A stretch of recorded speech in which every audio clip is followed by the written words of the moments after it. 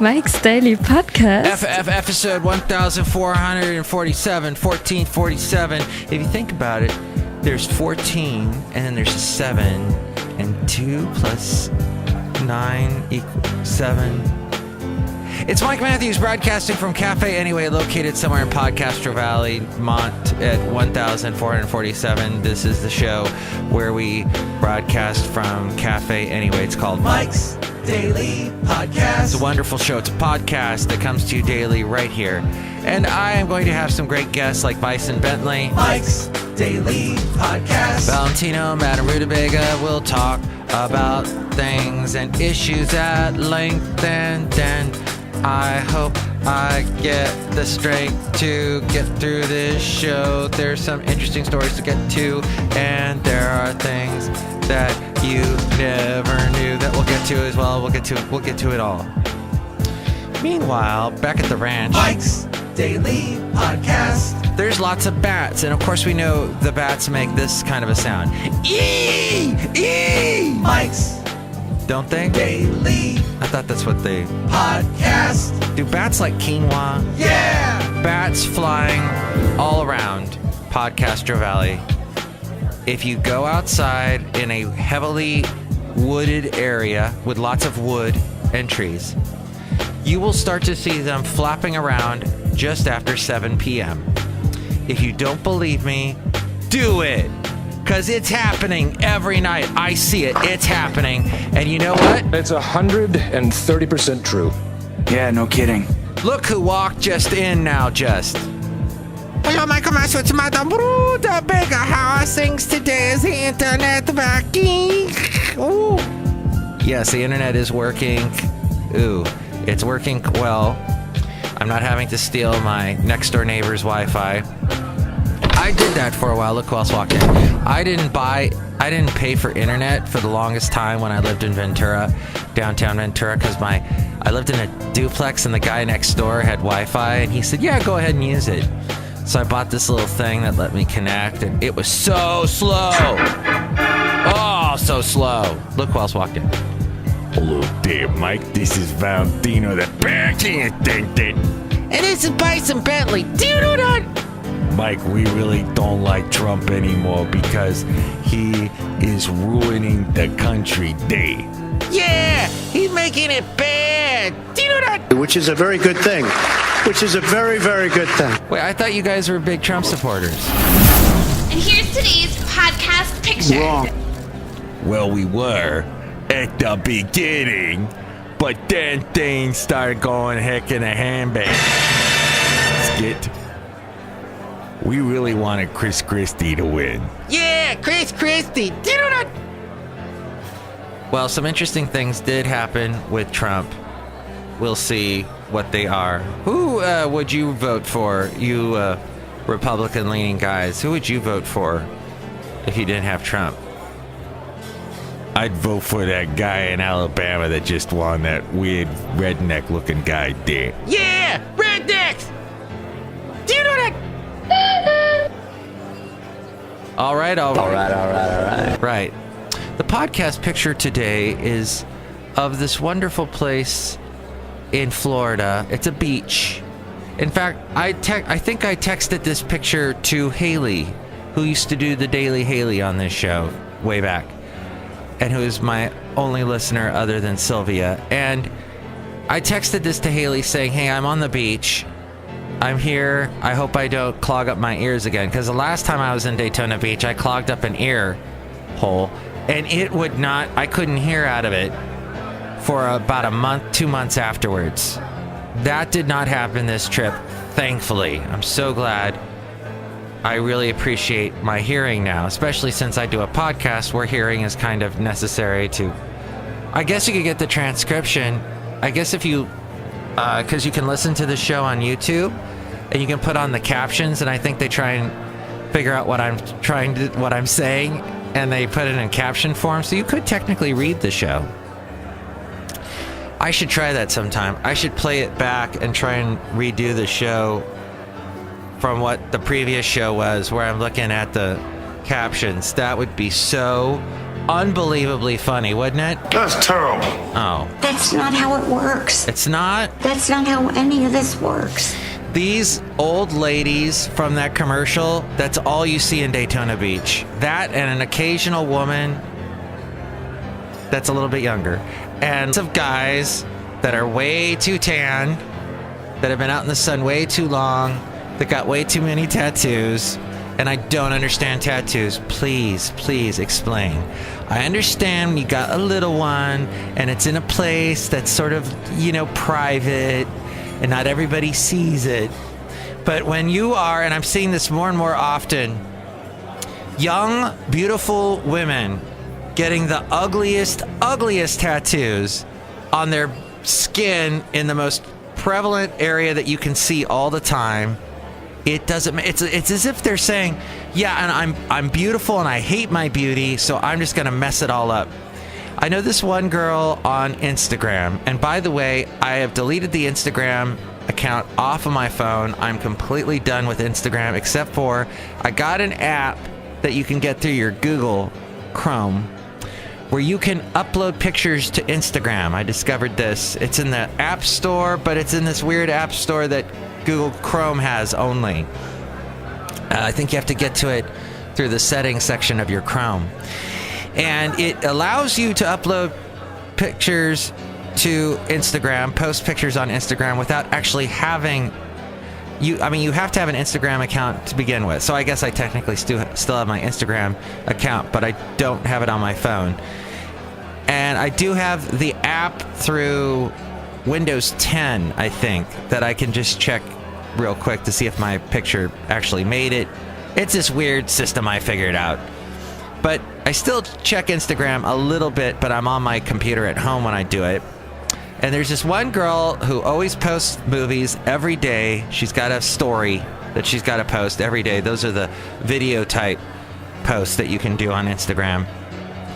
And she has the worst tattoos I've ever seen. It looks like a human being that she knows who had their brain removed from their head completely. And then it was that space where the brain is. They decided to take a 5-month-old bagel that had been sitting out in the rain. They put that in the place of where the brain should be. Then they sewed it back up, and then they told this person, hey, put a tattoo on this girl. And this person who has blank for brains, who has a damp, soggy bagel for brains, is then asked to... This pen doesn't work. Oh, now it does. Is then asked to put a tattoo on this girl's beautiful, beautiful arms. Beautiful arms. So beautiful. And yet the tattoo is ridiculously bad. And there it is for all to see forever, unless she wants to pay the expensive tattoo removal, which is painful and takes a long, long time, and is way the opposite of the impulse that she had, the impulsiveness to have that tattoo put on her arm in the first place. My point being, tattoos are bad. Shall I go on? It's time to stop, okay? No more? No more. Okay. I guess that's my point. At any rate, I don't understand it, and that is happening a lot, ad infinitum, all over. Specifically with young people in their 20s, I guess you can call them millennials. So I don't understand that. Maybe you can explain. Email me, mikesdailypodcast@gmail.com. You can also call me at 336-MM-DAILY, because I am Mike Matthews, thus my initials are MM, 336-MM-DAILY.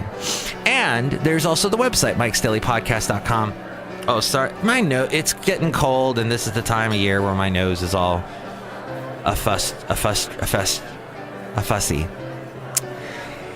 Mike'sDailyPodcast.com has links to the Amazon rainforest, or actually the website, where we have an interesting story about Amazon in a moment. But you can click on that Amazon link, buy whatever it is you're going to buy, and that helps the show out. There's also a PayPal link there if you'd like to help us out that way. You'll get a special greeting from all the Café Anyway characters and all the past podcast pictures.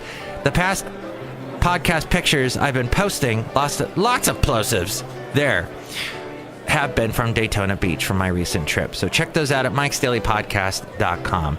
Now let's get to the section called Fair and Unbalanced. That's what this is. Fair and Unbalanced. First off, the guy, Roy Moore, he did it. Unbelievable. I couldn't believe it. About a week ago or so, they were going, yeah, he probably is going to get beat by the incumbent.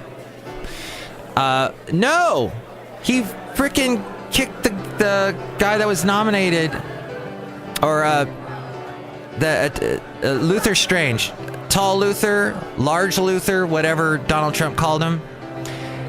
He was put in that position in the Senate by the former senator who is now the Attorney General, Jeff Sessions, in Alabama, which, by the way, made this the biggest, hugest, unimpedingly big thing that ever happened in Alabama. Ever. And this guy that I knew in Alabama, Dale Jackson, he was a morning show. He's still a morning show talk show host in Huntsville, Alabama.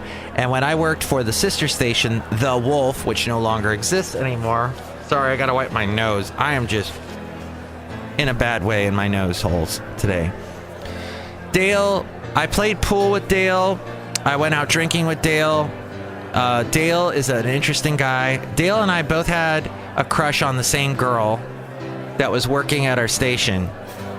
And he said to me one time, Mike, I'm going to punch you square in the face if you ask this girl out. And I go, Dale, I'm not going to ask this girl out because I'm married. And he goes, okay. And I said, okay. Actually, no, I said, all right. But actually, that story did not happen. We did talk about this girl, however, how pretty she was. And he told me that she reminded him of a girlfriend he had way back, and he was smitten with her. Now, I don't know if anything ever developed between the two.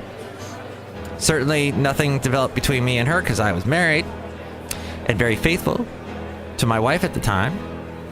But there you have it. That was Dale Jackson. He hosts a show in the morning there in Alabama, and he was a pivotal part of this election because he got to talk to everybody, and a lot of news stations, news radio stations, news networks, TV stations all across the country used Dale Jackson footage. So way to go to him. Overall, a very nice guy and very funny. We had a lot of interesting chats. May have a bit of an ego, but there you have it. No, he would probably say, yeah, I got a huge ego, but whatever. That was Dale Jackson got a lot of exposure this past year because of this election. This big non-victory for Luther Strange.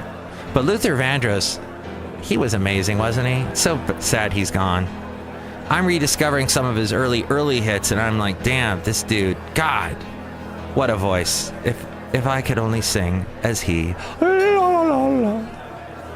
Which that's not how he sounded at all. He sounded much better. But the appointed incumbent, backed by President Donald Trump and allies of Senator Mitch McConnell, was defeated.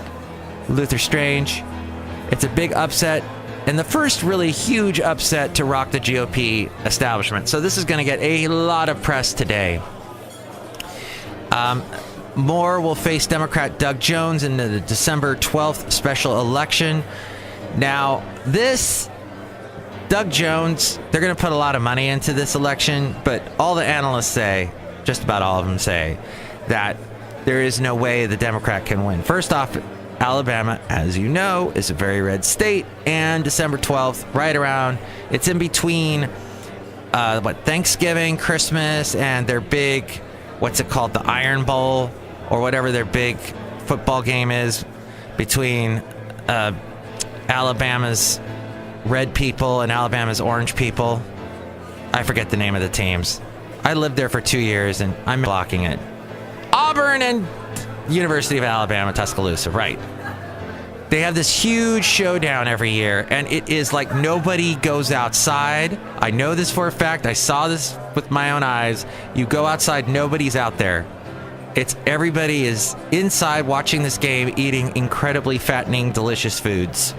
And that's what life is like in Alabama. So nobody's going to go out for this election December 12th. Heck, nobody's going to win this election, maybe, but definitely not the Democrats. So Doug Jones, I'm sorry, but it looks like Senator Moore is going to, the future Senator Moore. He's now a judge, an ex-judge. He got kicked off of, he was removed from the duties of Chief Justice of the Alabama Supreme Court. 2003, he was removed from office for disobeying a federal judge's order to remove a Ten Commandments monument from the state courthouse. So the fact that he disobeyed that goes directly against the Ten Commandments, doesn't it? I think obeying has something to do with one of the commandments. But the alt-right loves him because he stood up for deeply held Christian principles. He was permanently suspended after a disciplinary panel ruled he had urged probate judges to defy federal court decisions on gay marriage and deny wedding licenses to same-sex couples. So the alt-right, the Christian right is like, yeah, that's what we're all about. This guy, drain the swamp. Forget you, Trump. You've let us down. I know what's good and bad. No. I inherited a mess. And it's a mess. You've done nothing with the mess, is what they're saying. So Trump endorsed Luther Vandross Strange in the race and tweeted support for him on multiple occasions. As polls showed Strange in danger of losing, Trump visited Alabama to campaign at a rally attended by more than 7,000 people. Moore was propelled by evangelical voters, consolidated support from a number of anti-establishment forces. Throughout the campaign, Moore argued the election was an opportunity to send a message to the elite Washington establishment that he was trying to influence the race. The Senate Leadership Fund, a group with ties to McConnell, had spent an estimated $9 million trying to secure the nomination for Strange. But it didn't happen. Moore got it. And this gets more strange and more strange as we continue because Moore, who believes that God's law can invalidate federal court decisions, he has, now the front runner to win the seat. Okay, we got through that. He said, we return to the knowledge of God and the Constitution of the United States to the United States Congress. We have become a nation that has distanced ourselves from the very foundation. In a tweet, Trump quickly threw his support behind Moore. Congratulations to Roy Moore on his Republican primary win in Alabama. Luther Strange started way back and ran a good race. Roy, win in December. Okay. Hey, I don't have much time. I got to wrap this up. President Trump distanced himself last night from the candidate's loss. We're talking, of course, of Strange. In the most Trumpian way possible, he deleted his tweets where he supported Strange. Hours after Senator Strange lost in Tuesday's primary runoff, Trump excised at least 3 favorable Twitter posts, including one sent Tuesday morning. In that tweet, posted as the polls in Alabama opened, the president boasted that Mr. Strange, quote, had been shooting up in the Alabama polls since my endorsement. And Trump deleted that because it was obviously wrong. And it sounds better when he says it, which I don't have it at hand. Here it is. Nope, here. Wrong. Too many pages to flip through. Mr. Strange, who was appointed to the Senate early this year after Jeff Sessions vacated his seat to become Attorney General under Mr. Trump, conceded last night to Roy Moore, a former Alabama Supreme Court justice, whose candidacy was opposed by leading establishment Republicans. The deleted tweets were archived by ProPublica, a nonprofit journalism website. They are no longer public on Twitter, though. feeding an intriguing legal debate about whether Mr. Trump is breaking the law when he expunges his tweets. Interesting. That's a whole other story.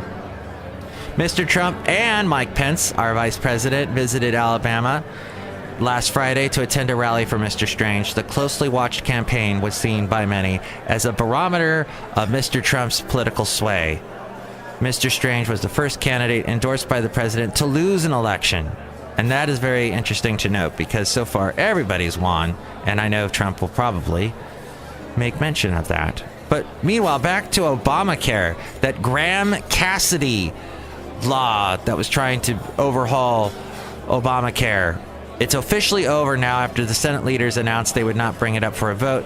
The damage to the health insurance market from the lengthy repeal debate is done, with higher premiums and fewer choices already baked into the Obamacare 2018 exchanges. Now Republican leaders and Donald Trump have to decide what to do about it. Let's see. This article goes on and is boring. Finally, Iran. President Donald Trump blasted Iran on Twitter on Saturday for carrying out ballistic missile tests, but officials now say the footage of the launch aired on Iranian state TV was fake. The video released by the Iranian government was more than 7 months old. Two unnamed officials told the news channel Fox News that the footage dated back to a failed launch in late January, during which the missile exploded shortly after takeoff. Tehran had claimed that it had successfully launched a new type of medium-range missile hours after the projectile was displayed during a military parade in the Iranian capital. Trump responded to the Iranian claims, saying the 2015 nuclear agreement with the Islamic Republic was not much of an agreement. And finally, Amazon. In a rare public feud between large technology companies, Amazon said yesterday its Echo Show devices could no longer play videos from YouTube because Google, who owns YouTube, stopped supporting the service. The spat is the latest in Silicon Valley, in which competitive tension stood in the way of customers. Amazon and Google square off in many areas, from cloud computing and online search to selling voice-controlled gadgets like the Echo Show. In a statement, Amazon said, as of this afternoon, Google has chosen to no longer make YouTube available on Echo Show without explanation, without notification to customers. There is no technical reason for that decision, which is disappointing and hurts both of our customers. I also discovered that Vizio, owned by Sony, it is their TV manufacturing division, and Vizio, the Vizio that I have from 5 years ago, that used to have the YouTube app on it, as of a month ago, YouTube said, no, we're no longer supporting this app. So I can't watch YouTube videos on my TV. I have to now hook up a laptop or a computer to my TV and watch YouTube videos that way. Not that watching YouTube videos on a TV makes sense, because a lot of those videos have been, they're not the best quality, and you get a bunch of pixels on your screen and it looks awful. It gets pixelated. Google said instead the development was no surprise. We've been in negotiations with Amazon for a long time, working towards an agreement that provides great experiences for customers on both platforms. Amazon's implementation of YouTube on the Echo Show violates our terms of service, creating a broken user experience.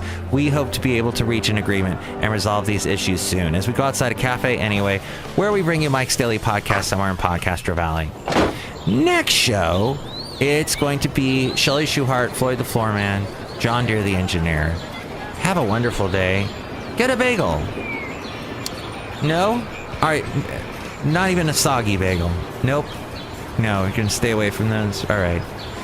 But remember the phone number here if you want to comment on anything you heard today. 336-MM-DAILY. Leave a message. You'll hear the disgruntled fiddle player pick up the phone, and you can leave a message there. 336-MM-DAILY. Mike's Daily Podcast is written and produced and performed by Mike Matthews. His podcast is super easy to find. Download or listen to his show and read his blog at mikesdailypodcast.com. Email Mike now at mikesdailypodcast@gmail.com. See you tomorrow. Bye!